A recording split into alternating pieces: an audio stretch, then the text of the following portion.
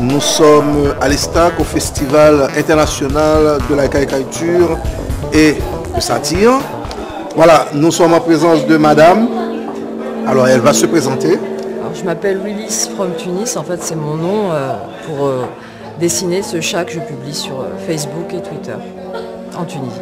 Comment percevez-vous la liberté de la presse?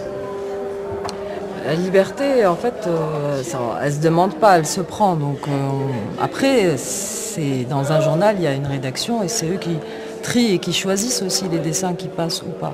Donc, personnellement, moi, je ne travaille pas pour un journal, donc je ne me sens pas avoir un patron qui va décider pour moi. Donc, je ne censure pas, je publie moi-même mes dessins. Avez-vous été déjà censuré, non, dans l'exercice de votre métier, non? Non, jamais. J'ai jamais été censurée. J'ai pu discuter des fois d'un dessin parce qu'il n'était pas forcément efficace ou bon. Mais sinon, au niveau du message en lui-même, non, jamais. Avez-vous peur d'être récupéré par la politique, non? Bien sûr, j'ai toujours cette peur-là parce que je ne veux pas que mon personnage soit une mascotte d'un quelconque parti politique. Mon personnage, justement, ce qui plaît, je crois, c'est qu'il est indépendant. Il tape sur tout le monde. À partir du moment où il serait affilié à un parti politique, ça serait plus aussi, on va dire, objectif, quoi. Le regard des hommes est de plus en plus pesant, peut-être?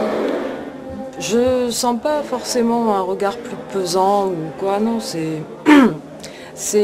qui me dérange, moi, avant tout, c'est le discours des politiques qui conforte ce machisme-là, qui les laisse à l'aise avec ça et qui banalise justement cette attitude machiste. Ça me dérange. Et pourquoi la femme, en fait? Pourquoi cet acharnement sur la femme musulmane?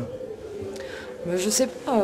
Moi, en tout cas, je sais qu'en Tunisie, on a eu des lois qui étaient assez exceptionnelles dans le monde arabe. Donc les femmes ont toujours été indépendantes. Moi, mes deux grands-mères l'étaient, elles travaillaient, elles menaient leur vie, tout en étant croyantes, etc. Donc entendre un politique dire que la cause du chômage en Tunisie, c'est les femmes qui piquent le boulot des hommes, c'est monstrueux, quoi. Comment on peut dire ça? Et est-ce qu'il existe une frustration sexuelle peut-être des hommes à force de mettre des lois comme ça qui séparatistes en fait entre... Ça, j'en sais rien, je suis pas dans leur tête, hein. Je pense que c'est uniquement politique, hein. C'est une manière de manœuvrer les gens, c'est pas une question... ça n'a aucun fondement, ni religieux ni autre, c'est de la politique.